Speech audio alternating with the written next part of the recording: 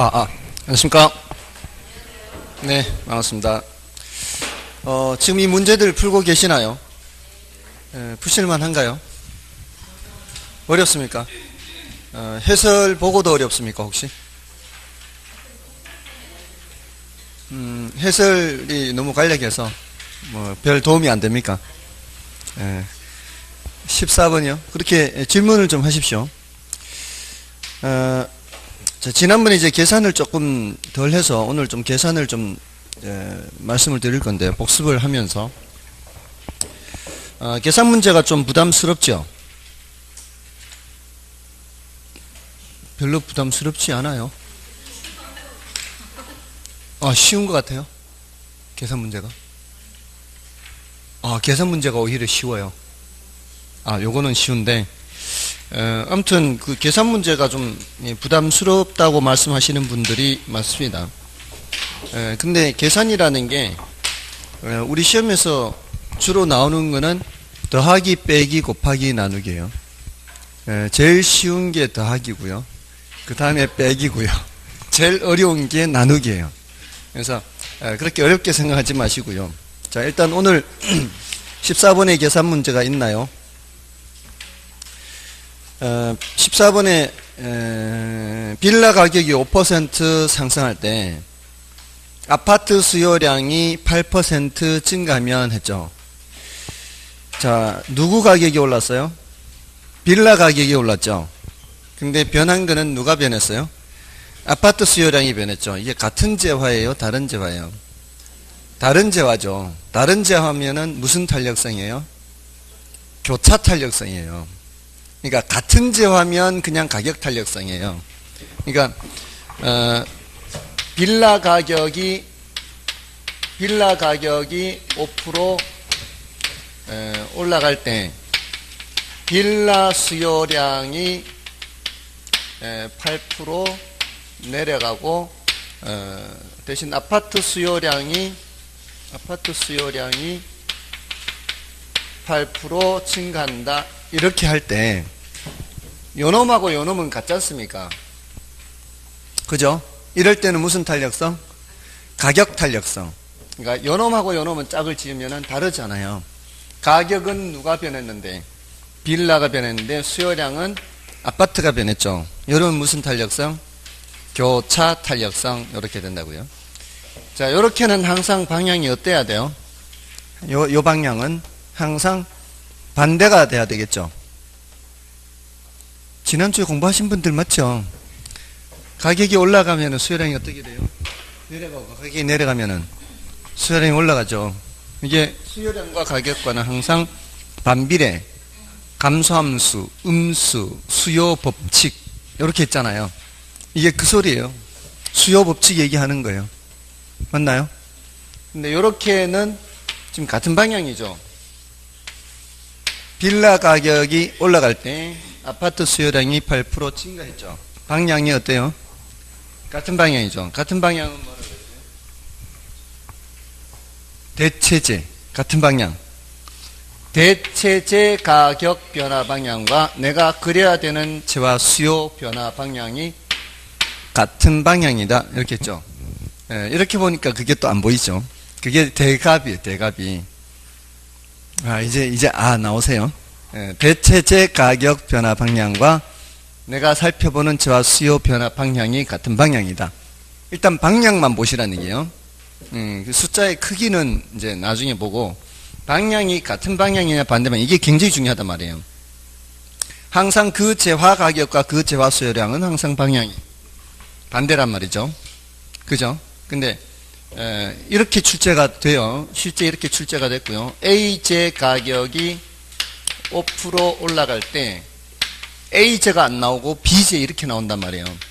B재 수요량이 4% 증가하고 C재 수요량이 3% 감소하면 이런 식으로 문제에서 이렇게 A재, B재, C 이렇게 나온단 말이에요. 가격이 누가 변했어요? A가 변했죠. 근데 수요량이 B나 C가 변했죠. 그럼 이렇게 짝 지어도 가격 탄력성이 아니고 이렇게 짝 지어도 가격 탄력성이 아니에요. 가격 탄력성은 이게 같은 재와 알아야 된다고요. A지의 가격, A지의 수요량. 됐나요? 제가 이제 조금씩 키워나간다는 느낌이 들어요. 이제 그래도 지난주에 수업을 들었으니까 이제 고개를 끄덕일 수 있죠. 자, 그러면은 이거 무슨 탄력성? 교차 탄력성. 이것도 교차 탄력성이에요. 서로 다른 재화니까. 근데 이게 같은 방향이죠. 일단 숫자는 보지 마시고 방향이 같은 방향 무슨 관계? 대체제 관계. A와 C는 무슨 관계? 보완제 관계. 이렇게 묻는다고요. 그럼 A제화와 B제, A제화와 C제 사이의 관계는 뭐 이렇게 대체관계, 보완관계 이렇게 이제 묻는단 말이에요. 아시겠습니까? 그게 우리 시험의 질문이에요. 거기에다가 이제 뭐까지 물을 수도 있어요. A와 B 사이의 교차 탄력성을 물을 수 있겠죠. 맞죠? 근데 탄력성이라는 게 기본 개념이 뭐라 그랬어요? 수량 변화의 크기 정도라 그랬죠. 수량이 얼마나 많이 변하는지, 적게 변하는지 그 크기를 보는 거죠. 수량 변화의 크기 정도, 수량 변화. 그럼 이게 분자에 뭐가 가야 돼요? 분자에 수량이 들어가야 된다면, 수량이 많이 변하면 이제 분자가 커질 거니까 이 탄력성이 커지겠죠. 분모에 뭐가 가야 돼요? 가격이나 뭐 소득이나 이게 들어가야 되겠죠. 그러니까 분모에 뭐가 들어간다는 얘기요? 분모에 5가 들어간다 이 말이에요. 가격 변화율분에 얘가 얼마나 많이 변하느냐, 얘에 비해서. 그거 보는 거 아니에요?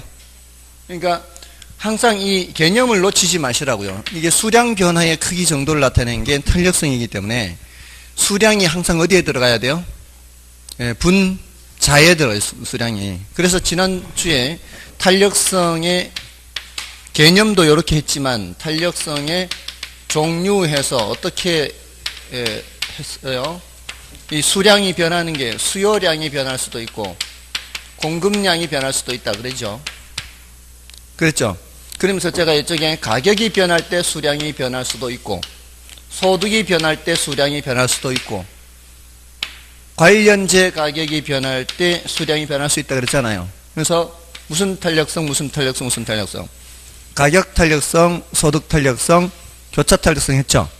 자, 얘네들이 다 어디로 간다는 얘기예요? 분모란 말이에요. 분모. 얘가 분자고 분모분의 분자, 분모분의 분자. 얘가 수량이 얼마나 많이 변하는지 보니까 이게 시각적으로도 그렇게 기억하시라고 이렇게 이제 친절하게 해드렸던 거예요. 됐나요? 그러니까 이제 쓰기는 여기에 가격을 먼저 썼지만 분모에 뭐가 가야 되는 거예요? 가격이 가는 거죠. 그러면 5분의 몇 하는 거예요? 5분의 4요. 이게 사실 알고 보면은 아무것도 아닌 거예요. 아시겠습니까? 5분의 4 하면은 몇이에요? 0.8인가요? 이거 안 되면 계산기 두드리면 되죠? 4 나누기 5 하면 될 거 아니에요? 5분의 4니까. 맞나요? 0.8. 자, 근데 여기서는 조심하시라 이 말이에요. 방향이 반대 방향이죠.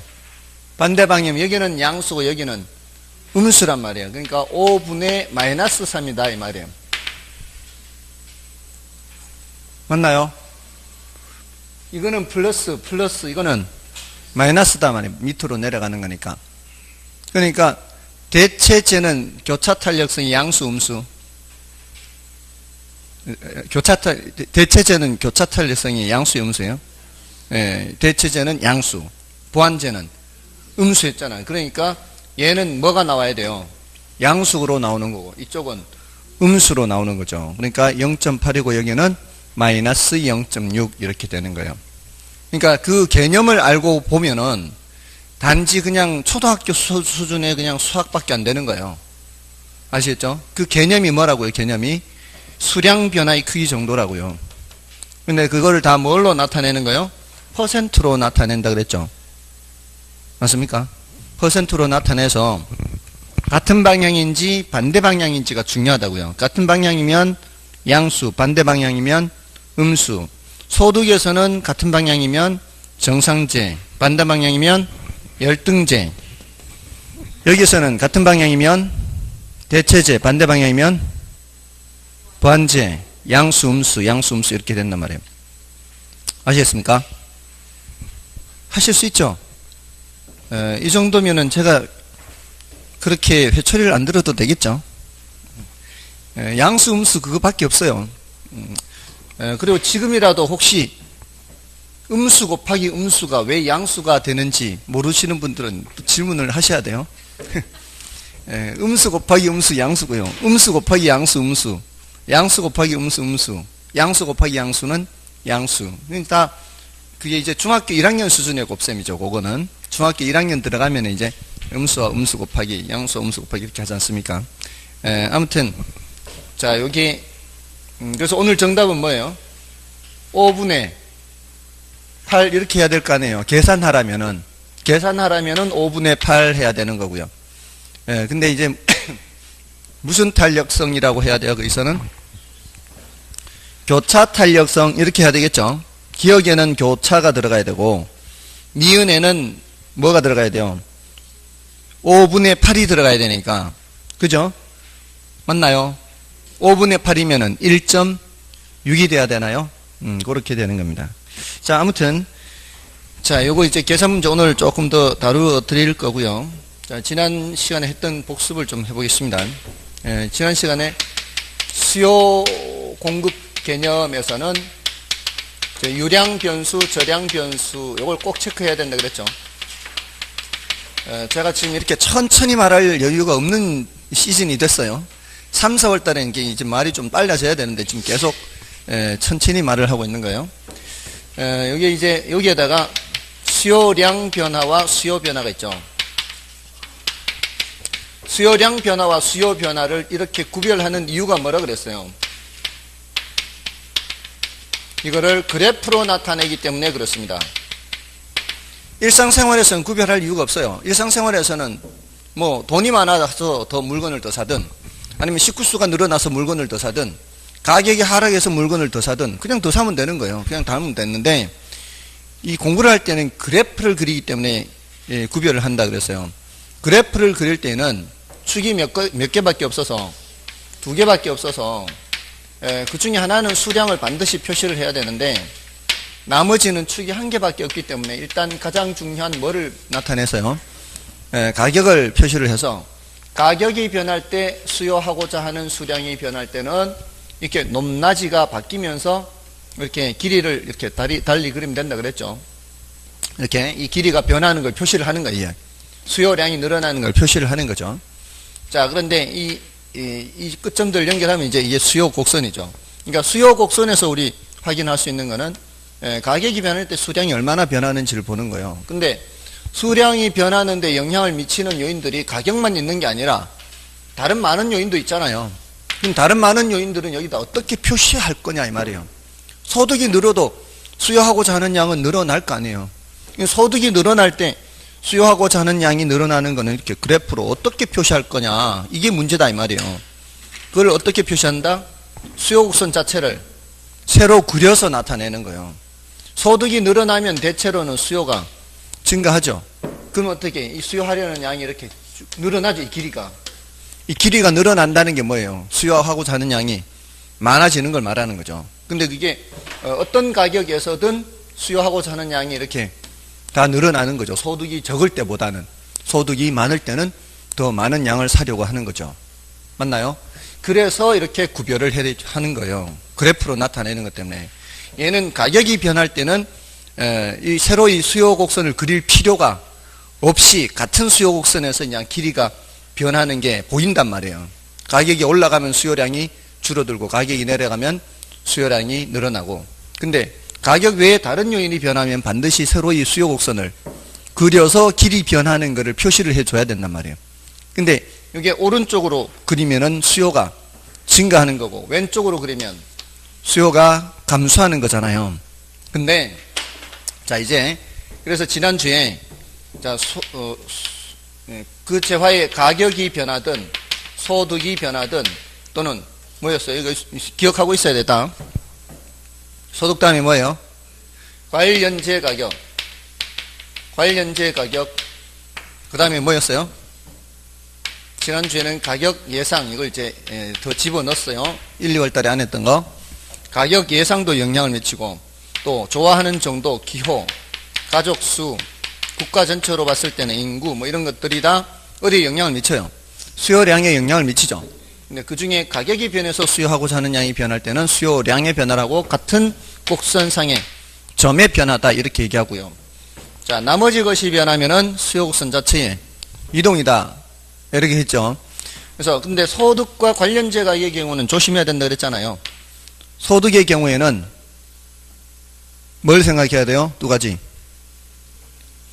정상제, 열등제를 생각해요. 정열, 정상제와 열등제에서 정상제의 경우에는 소득이 증가하면 수요가 증가하고 소득이 감소하면 수요가 감소한다. 이 같은 방향이에요. 근데 열등제는 반대 방향 이렇게 반대 방향 양수, 음수 이게 하여튼 숫자로 나온단 말이에요. 나중에 자 그렇게 해서 열등제의 경우 소득이 증가하면 어떻게 수요가 감소한다. 그럼 어느 쪽이? 어느 쪽이 그려야 돼? 그리기를 어느 쪽에? 왼쪽이 그려야 되죠. 자, 이런 식으로 연습을 했잖아요. 대체제의 경우, 대체제 가격이 올라가면 수요가 증가한다. 어느 쪽에? 오른쪽에. 이거 연습했잖아요. 그렇게 이제 돼야 된다고요. 그게 바로 돼야 된다고요. 그래야 이제 질문을 이제 대답을 할 수가 있겠죠. 자, 근데 질문이라는 것이 사람들이 이쪽으로도 질문하지만 반대쪽으로도 질문해요. 그러니까 이걸 그려놓고요. 수요곡선을 이렇게 오른쪽에 그려놓고 다음 중 수요곡선을 우측으로 이동시키는 요인이 아닌 것은 이렇게 묻는단 말이에요. 이걸 그려놓고 그러면 1번 이렇게 대체제 가격 상승 2번 보완제 가격 하락 이런 식으로 이제 묻는 거예요. 이렇게 열등제의 경우 소득이 증가 뭐 이런 식으로 이렇게 묻는 거예요. 이렇게 뭔 뜻인지 아시겠어요? 그러면 그 각각을 보고서 얘가 이렇게 되는지 안 되는지를 봐야 되겠죠. 맞나요?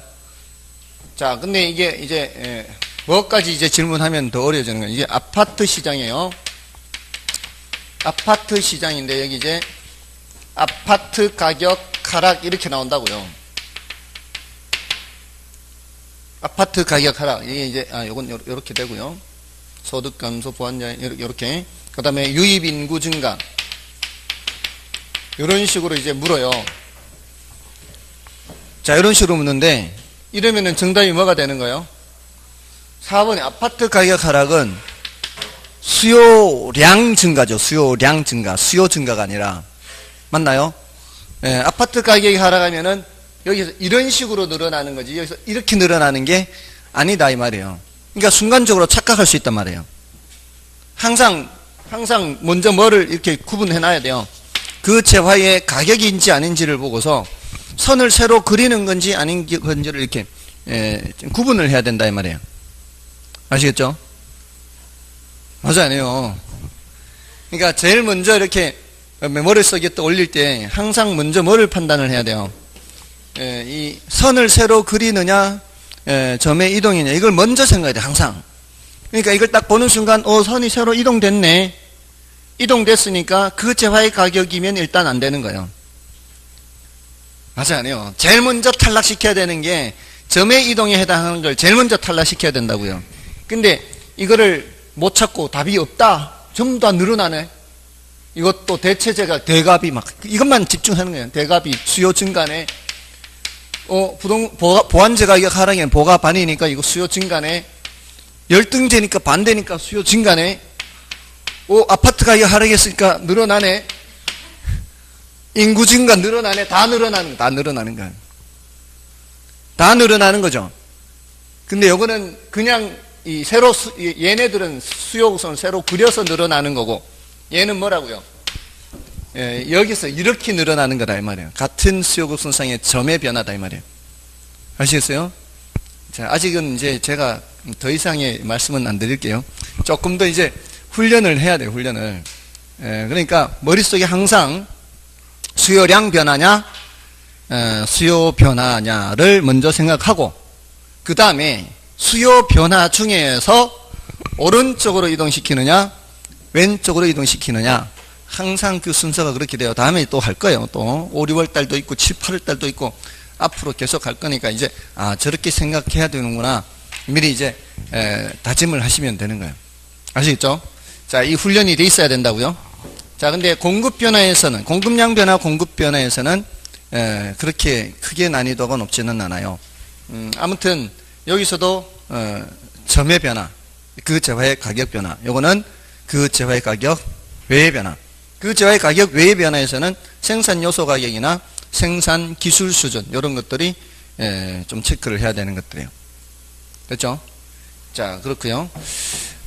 여기서 주의를 할 것이 또 하나가, 소득이나 관련재 가격, 일단 얘네들은 공급 결정 요인에는 일단 생각하지 마시고요. 생산 요소 가격, 생산 기술 수준. 자, 그러니까 공급 곡선을 이동시키는 경우는 그렇게 많지는 않아요. 그렇게 많지는 않았고요. 일단 뭐 나중에 또 좀 더 설명드릴 거니까, 일단 여기에 되면은 그 다음이 뭐예요? 균형의 결정과 이동이에요. 균형의 결정과 이동. 균형은 어디서 결정된다 그랬어요? 수요량과 공급량이 일치하는 곳이죠. 바로 수요 곡선과 공급 곡선이 교차하는 점이에요. 여기가 이제 균형이 결정되는 거고요. 균형이 아닌 상태를 뭐라고 한다 그랬어요? 세 글자로 불균형이라 했고요. 불균형의 경우 두 가지가 있을 수 있다 그랬어요. 하나는 수요량보다 공급량이 더 많은 뭐가 있고요. 초과 공급이죠. 이 초과 공급일 때는, 자, 이 무대 오른쪽에 공급자들이 더 많아요. 수요자들이 더 적고요. 그럼 가격이 어떻게 해요? 가격이 떨어지죠. 자, 가격이 떨어지면 수요량 변화, 공급량 변화, 양변화죠, 양변화. 자, 공급량은 어떻게 되고요? 줄어들고 수요량은 늘어나는 거죠. 그러면서 균형으로 가게 되고요. 다음에 수요량이 더 많은 뭐가 있어요? 초과 수요가 있죠. 자, 초과 수요일 때는 가격이 어떻게 돼요? 가격이 올라가겠죠. 가격 올라가면 가격 변화니까 공급량 변화, 수요량 변화. 공급량은 어떻게 되고요? 늘어나고요. 수요량은 감소하죠. 그러면서 균형으로 가게 되는 거죠. 여기서는 수요 곡선이나 공급 곡선 자체 이동이 없어요. 점의 변화니까. 그 점의 변화로 균형으로 간다 이 말이에요. 이렇게 점의 이동이 나타나는 거예요. 이렇게 점의 이동으로 나타나서 균형으로 간다는 얘기예요. 일단 균형이 결정된 후에 균형의 이동에서는 뭐가 나타나는 거예요? 선의 이동이 나타나는 거죠. 왜냐하면 교차점이 바뀌려면 세로의 수요 곡선이 그려져야 되겠죠. 세로의 수요 곡선이 그려져야 균형의 이동이 나타나는 거죠. 그래서 이렇게 그려지거나 이렇게, 또는 공급 곡선도 세로 그려지면 균형의 이동이 있죠. 그래서 모두 일단 몇 가지라 그랬어요? 일단 네 가지 했죠. 균형의 이동 맞나요? 이렇게 네 가지. 수요가 어떠할 수도 있고요. 수요가 증가할 수도 있고 수요가 감소할 수도 있고, 공급이 증가할 수도 있고 공급이 감소할 수도 있죠. 이럴 때 균형 거래량과 균형 가격이 어떻게 변하는지를 대답해야 된다 그랬죠. 그거는 새로운 교차점이 어떻게 변하는지를 보는 거죠. 1번, 2번, 3번, 4번 이렇게 되는 거예요. 여기가 1번, 여기가 2번, 여기가 3번, 여기가 4번. 그래서 요 원래 균형점하고 비교했을 때 어떻게 되는지 보는 거죠. 1번, 3번의 공통점이 뭐예요? 1번, 3번의 공통점. 이게 1번, 이게 3번이에요. 이게 2번, 이게 4번이에요. 1번, 3번의 공통점은 모두 다 오른쪽이에요. 오른쪽. 증가란 말이에요. 그러니까 수요가 증가하든 공급이 증가하든 균형량은 증가한다 이 말이에요. 그러면 2번, 4번의 공통점은 수요든 공급이든 감소하게 되면 균형 거래량은 감소하는 거죠. 그러니까 이건 항상 일치한다 그랬죠, 이게. 맞아요, 아니에요? 너무 쉬운 거 아니에요, 이렇게 하면은? 너무 쉽잖아요. 속으로 욕하지 마시고요. 쉬운 걸 쉽다 그러지, 이렇게. 똑같으니까. 근데 이제 문제는 1번과 3번의 차이가 뭐냐, 이 말이에요. 수요가 증가할 때는 가격이 올라가지만 공급이 증가할 때는 가격이 내려가잖아. 이거 다들 아시는 거 아니에요? 처음에 수요 공급 시작할 때 제가 여러분들 뭐라고 드리는가? 수요가 많아지면 어떻게 돼요? 가격이 올라가도 다 대답했어요. 공급이 많아지면요, 가격이 내려가요. 다 대답했거든. 이거 수요 증가하니까 가격 올라가는 거고, 공급 증가하니까 가격 내려가는 거고. 그게 어렵냐고, 그게. 자, 이러면 이게 올라가고, 여기는 내려가고, 이렇게. 근데 여기 수요의 경우는 여기 끝까지 다 일치하는 거죠. 맞나요? 수요가 감소하면 어떻게 해? 가격은. 여기는 수요는 끝까지 일치하는 거죠, 이렇게. 공급이 감소하면 어떻게 해? 물량이 줄어들면 어떻게 돼요, 그러면? 다들 대답할 거예요. 가격 올라가죠. 근데 왜 공부라고 하면 왜 안 되는지 모르겠어. 그냥은 다 아는데. 일상생활을, 여러분들이 일상 경제활동을 해왔기 때문에 이거는 어려운 거 아니에요, 사실은. 예. 근데 이제 조금 더 어려운 게 이제 5, 6, 7, 8번이죠. 5, 6, 7, 8번. 자, 근데 여기에서도 이렇게 묻기만 하는 게 아니라 이렇게도 묻는단 말이에요. 물을 때. 어떻게 물어요? 균형 가격이 상승하는 경우는 뭐예요? 이렇게 묻는다고요. 균형 가격이 상승하는 경우는. 시장에 가격이 올랐다면 그 원인이 뭘까요? 이렇게 묻는다고요. 그럼 뭐라고 대답해야 돼요? 수요가 증가하거나 공급이 감소한다. 이거를 찾아야 된다고. 1, 2, 3, 4, 5 중에. 아시겠어요? 국제 유가가 올라갔대요. 어제 뉴스에. 국제 유가가 올라간 이유가 뭘까요? 이걸로 대답하면 수요가 증가했거나 공급이 감소했다는 얘기. 이제 경제 뉴스가 눈에 띄는 거 이제. 아, 그렇겠구나. 국제 유가가 올라갔으면은 그 이면에는 뭐가 있다는 얘기예요? 수요가 증가했거나 공급이 감소했다는 그거예요, 그거. 철칙이에요, 철칙, 이거는. 그러지 않고서는 절대로 가격이 올라갈 수가 없어요. 그러지 않겠어요? 근데 왜 수요가 증가했냐고 물으면 대답 못 하겠지만, 왜 수요가 증가했는지. 자, 그럼 이제 그건 이제 여러 가지 이유가 있을 수 있죠. 뭐, 인도라든가 뭐 중국이라든가 이런 신흥국들 이제 소비가 많은 그런 데서 수요가 증가해서 그렇게 국제 유가가 올라갔을 수도 있고. 근데 지금 경기가 안 좋은데 그럴 리가 없다. 그러면은 미래를 대비해서 어디가 비축하는 나라가 많아졌다거나 비축 수요가 늘어나니까 이제 또 수요가 증가할 수 있잖아요. 또는 산유국들이 감산 결정을 해서 생산량이 줄어든다거나 또는 산유국에 전쟁이 터져서 지금 제대로 안 되고 이제 뭐 생산 시설들이 파괴됐다거나 이런 여러 가지 이유가 있을 수 있겠죠. 그 여러 가지 다른 원인은 있을 수 있어도 수요 증가나 공급 감소의 다른 원인은 있을지라도 국제 유가가 올라갔다는 얘기는 이 둘 중에 하나이다 이 말이에요. 아시겠습니까? 그러니까 이제 1, 2, 3, 4, 5 중에 거기에 해당하는 거 찾으면 되는 거죠. 자, 어느 지역에 전세가가 올라갔어요. 원인이 뭘까요? 어느 지역에 전세가가 올라갔어요. 수요가 증가했거나 공급이 감소했거나 그 둘 중에 하나라고요. 다 똑같아요. 근데 이제 증가만 묶였어요. 감소도 묶였지. 하락도 묶였지. 어떤 지역에 시장 균형 가격이 하락했다는 그 원인은 이렇게 물으면 공급이 증가했거나 수요가 감소했거나 그렇게 찾으면 된다 이 말이에요. 가격이 올라간 이유는 이 말이지. 가격이 올라간 이유는 1번 아니면 4번이다 이 말이고 가격이 내려간 거는 2번 아니면 3번이다 이 말이죠. 맞나요? 여기 다 있네 여기에. 균형량 증가는 1번 3번 균형량 감소는 1번 4번 이렇게 다 여기 있단 말이에요.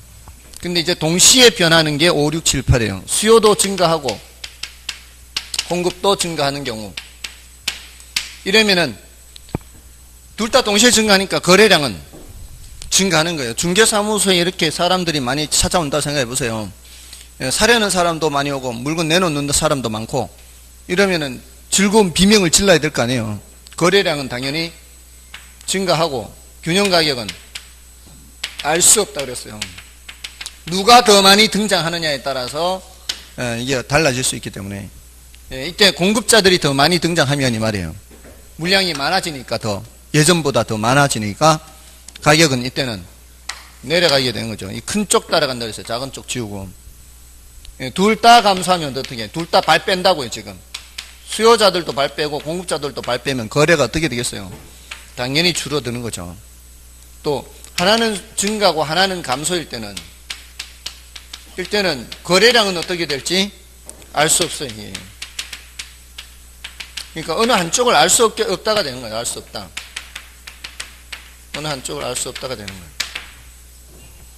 근데 다른 쪽은 알 수 있다는 거죠. 수요 증가, 가격 상승 요인이고 1번, 4번이 동시에 나타났다 이 말이에요. 1번, 4번이 동시에 나타났다는 얘기는 가격은 당연히 올라간다는 얘기야. 그 다음에 2번, 3번이 동시에 나타나면 수요가 감소하면서 공급이 증가하는 경우 2번, 3번이 동시에 나타나게 되면은 가격 하락 요인이 동시에 나타난 거예요. 맞나요? 그때 뭘 알 수 없고요. 마찬가지 균형량 어떻게 될지 알 수 없다 이렇게 되고 됐죠? 어느 한쪽이 더 크다 그러면 작은 쪽 지우고 큰 쪽만 보고 판단하면 되고요. 큰 쪽만 본다 이게 1번 보고 판단하면 돼. 1번으로 가는 거야. 이렇게 되면은 이게 똑같으면은 알 수 없다가 아니고 뭐가 없다? 변화 없다. 이게 거래량을 낮추는 만큼 이쪽은 거래량을 올리는 역할을 해서 그 폭이 똑같기 때문에 기존의 거래량과 변화가 없다라는 뜻이에요. 여기서도 이게 똑같다면 수요 감소폭하고 공급 감소폭이 똑같다면은 이게 변화 없다 이렇게.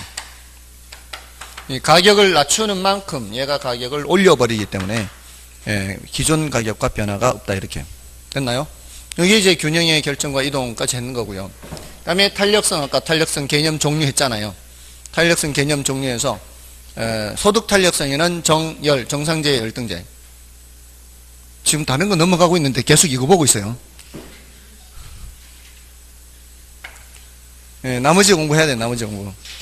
그리고 기출문제, 다음 주에 기출문제 하죠.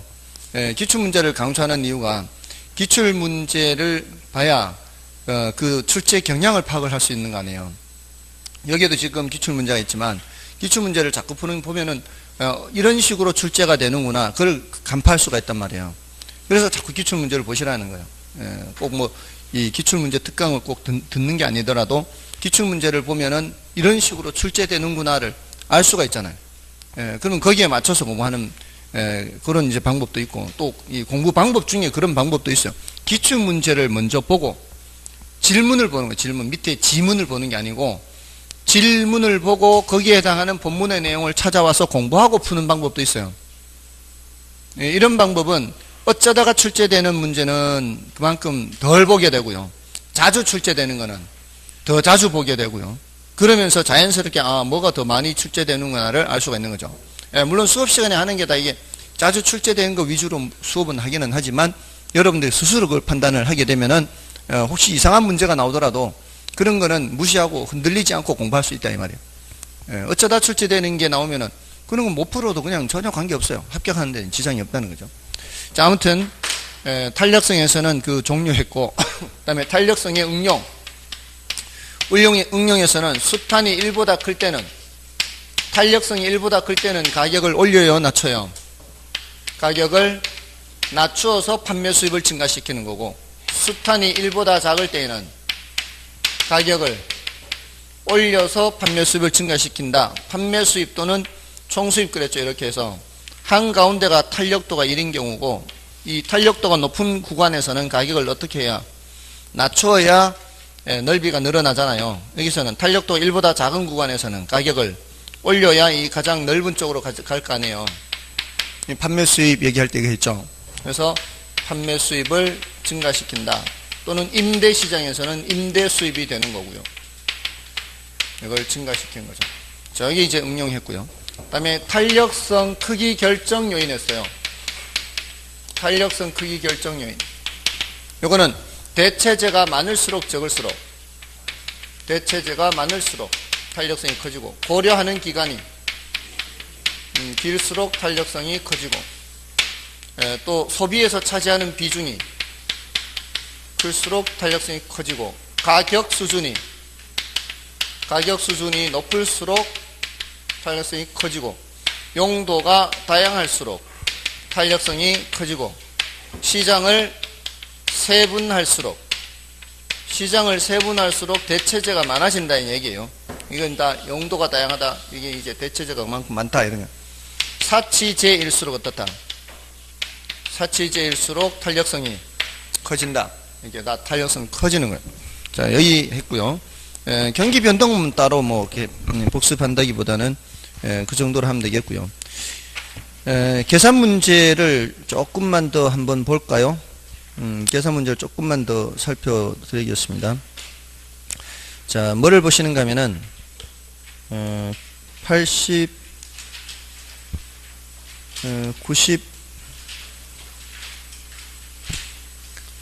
90쪽 91쪽에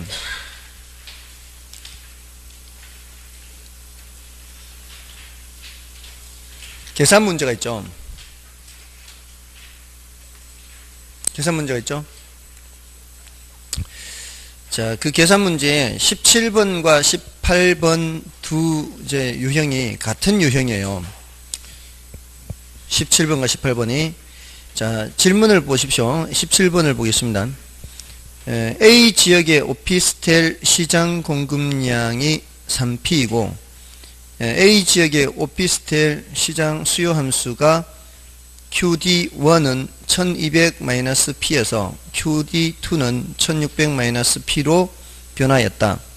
이때 A 지역 오피스텔 시장의 균형 가격의 변화는 했고요. 자, 맨 끝에 뭐라고 물었어요? 균형 가격의 변화는 했죠. 자, 18번을 보십시오. 18번. 맨 끝에 물음표 앞에 시장의 균형 가격은 얼마만큼 감소하는가 이렇게 하고 있죠. 자, 하나는 변하고 하나는 감소. 감소를 이제 아예 그냥 문제에서 전제를 해서 질문을 했고요. 하나는 이제 얼마만큼 변하나 이렇게 물었고요. 둘 다 공통점은 원래 가격이 있었고 새로운 가격이 있을 거란 얘기죠. 맞나요? 맞아, 아니에요. 변하니까 원래 가격이 있었고 새로운 가격이 있을 거 아니에요. 그럼 계산을 두 번 해야 된다는 뜻이에요. 이런 문제는. 변화를 묻는 거는. 자, 그래서 이 문제를 풀기 위해서는 이제 어떤 기초 지식이 필요한가 하면 이 문제를 풀기 위해서 필요한 기초 지식은 중학교 2학년 연립방정식이에요. 중학교 2학년 연립방정식. 여러분들이 중학교 2학년 때 y는 x-2, y는 마이너스 2x 플러스 4 뭐 이런 거 공부하신 적 있죠? 이렇게 해서 x-2와 마이너스 2x 플러스 4가 똑같은 y라고 해서 이렇게 등식으로 넣는 거 했었나요? 자, 이럴 때 어떻게 풀었어요? 숫자는 숫자끼리, 문자는 문자끼리. 이항이라고 하는 게 있죠. 마이너스 2x는 이쪽으로 넘어가면은 플러스 2x가 돼서 여기 x 앞에 개수 하나가 생략됐죠. x 하나와 x 두 개가 되니까 x가 모두 몇 개? x가 모두 3개. 마이너스 2는 이쪽으로 넘어가면은 플러스 2가 되니까 6이 되죠. 6. 그럼 x는 몇? x는 2 여기 집어넣으면은 y는 여기 넣든 y는 0인가요? 맞아, 안 해요. 여기 넣든 y가 0 딱 떨어져야 되죠. 그래야 제대로 푼 거죠. 자, 이거하고 똑같아요. 우리 수요함수, 공급함수라는 게 바로 이런 직선의 방정식이에요. 직선. 요게 수요함수, 요게 공급함수 이렇게. 여기서는 여기 마이너스는 이제 이렇게 되는 거고요. 여기 플러스 양수는 이렇게 되는 거죠. 여기 앞에 개수가 양수면 오른쪽 위로 가고 요 앞에 개수가 음수면 오른쪽 아래로 내려가는 거예요. 맞나요? 자, 근데 수요 공급 함수가 QS는 뭐라고 돼 있어요? 그게 3P라고 돼 있나요? 17번 문제. QS는 3P 이렇게 돼 있고요. 맞아, 안 해요. 근데 QD1이라 그랬나요? QD1은 몇 채서? QD1은 1200 마이너스 몇 P? P인가요, 그냥? 여기에서 뭐로 바뀌었어요? QD2는 1600 마이너스 P 이렇게 됐나요? 자, 그러면 지금 수요 함수가 원래 있던 것에서 바뀌었다는 얘기 아니에요. 이렇게 맞나요? 위로 변했는지 아래로 변했는지는 굳이 생각 안 해도 돼요. 일단은 지금은 숫자가 커졌으니까 위로 변했겠죠. 이게 1200에서 1600으로 갔으니까 이게 이제 높낮이를 결정하는 거니까. 됐나요? 근데 이제 그건 나중에 생각해도 돼. 이제 숫자로 나오면 아, 올랐구나, 내렸구나를 알 수가 있으니까. 자, 아무튼 이렇게 변했는데 공급함수는 변함이 있어요, 없어요? 변함이 없죠. 자, 요게 X나 Y라고 생각하면 되는 거예요. 이게 X나 Y. 요거 X나 Y라고 생각하면 되는 거예요. 그러면 어떻게 해야 돼? 항상 이렇게 연립방정식은 쌍으로 해야 돼서 쌍으로. 그죠? 여기 뭐가 쌍이 있어야 돼요? QS는 3P 공급함수와 수요함수가 항상 쌍으로 돼 있어야 된다고요. 처음에는 흰 수요함수와 이 공급함수하고 짝을 지어서 요 점을 찾아야 되고요. 두 번째는 요 흰 공급함수와 노란 수요함수하고 요거 짝을 지어서 이 교차점을 찾는 거예요. 이게 X 이꼴 2, Y 이꼴 0이라는 게 이런 그래프예요. X-2는 이런 거죠. X-2는 이런 그래프고요. 마이너스 2X 플러스 4는 이렇게요. 여기가 4고 여기가 X가 2죠. 여기가 마이너스 2예요. 그러니까 마이너스 요점이 마이너스 2. 그러니까 X가 0일 때는 Y가 마이너스 2가 되는 그래프 이거잖아요. 이 그래프 맞나요? X가 0일 때 Y가 마이너스 2. 그리고 X가 2일 때는 Y가 0 이렇게 되잖아요. 이렇게 가면서. 근데 요놈은 X가 0일 때는 Y가 4잖아요. X가 0일 때는 Y가 4란 말이에요. 이렇게 간다면 이 교차점을 찾은 거예요. 교차점. X 이꼴 2, Y 이꼴 0 교차점 찾은 게 바로 우리는 여기서는 균형점을 찾는 거란 말이에요. 아시겠죠? 자, 그럼 여기는 자 공급은 안 바뀌었으니까 여기에 뭐를 써야 돼요? 3P 이렇게 써야 되겠죠? 그래서 항상 균형 가격을 계산할 때는 쌍으로 찾아야 돼. 쌍으로. 그래서 변화를 묻는다는 것은 요 상태에서 한번 계산하고 또 요 상태에서 한번 계산하고 이렇게 몇 번 계산한다? 2번 계산하는데 균형 상태에서는 공급량과 수요량이 어때요? 균형 상태는 같으니까 뭐라고 두면 돼요? 3P는 1200 마이너스 P. 그 풀이는 간단하단 말이에요. 그 원리를 알면은 이제는 요 정도는 할 수 있을 거 아니에요.